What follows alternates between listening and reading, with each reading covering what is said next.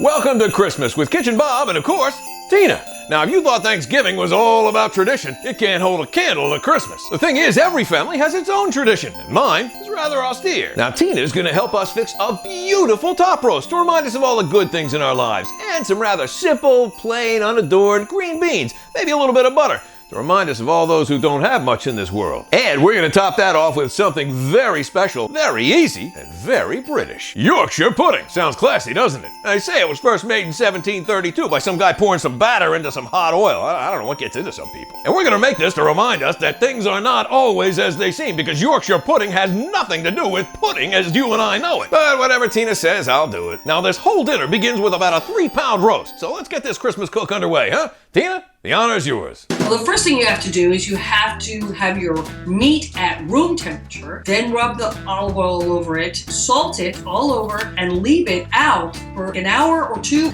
The salt draws the liquid out of the meat, out of the cells and the muscles of the meat, and then she hates when I do this.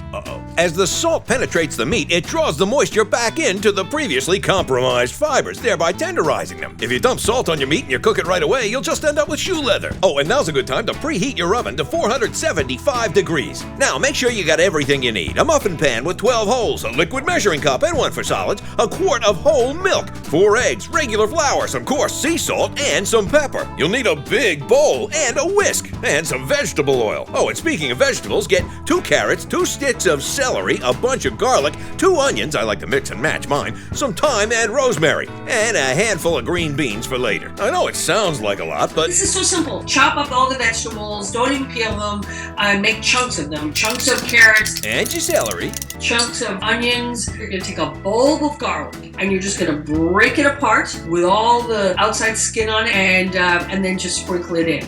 So you don't even have to chop or get your hands dirty, which I know you don't like to do, Bob. To me, you get your hands in there, it's a form of love when you cook. She's never seen American Pie. And then you take these vegetables and your thyme and you plunk it right down in the middle of a greased roasting pan. And then you take your roast and you just plunk it on top. Put it in a preheated oven and immediately turn the heat down from 475 to 400. The key here now is to know your oven. Every oven, like every other girlfriend or boyfriend, is different. You gotta know it, how it works, so you don't overcook the meat. And if you don't know your oven, don't panic. Just keep an eye on it and use meat thermometers. And for this cut of meat, I strongly recommend pulling it at about 135 degrees for a nice medium rare result. Now, while that's cooking, you're gonna line up these things: 4 eggs, a hair under a cup of whole milk, and 1 cup of regular flour. This is for the so-called Yorkshire puddings. These are amazing. They're easy, they're delicious, and people will be very impressed. They better be. Now for the work. So what you're gonna do is take 4 good-sized eggs in a big bowl that gives you lots of space, and you're gonna whisk those 4 eggs into the bowl and get a lot of air in there, and then you're gonna put just under a cup of whole milk. I think it's 9 ounces in, and you're gonna whisk that, keep whisking, and a pinch of salt and whisk that in, and then you're gonna put a cup of flour in and whisk that in. And so it's gonna look like a pancake batter, and you wanna keep whisking till you get all the lumps out. The way you'll know it's okay is you dip a spoon in, and if it sort of clings to the back of the spoon and drips a little bit, it's the right consistency, and you set it aside. About this time, your meat should be cooked, so take it out and cover it and let it rest so the juices have time to redistribute themselves throughout the meat and end up on your tongue, not on the plate. Now, you take your muffin pan and you drop a 1/4 inch of vegetable oil in the bottom. Put this thing in the oven at 400 degrees for about 15 minutes. Then take them out slowly, because there's nothing worse than a hot oil burn. And put your batter in the measuring cup so it's easy to pour. And pour that batter into the middle of each muffin hole, about halfway up.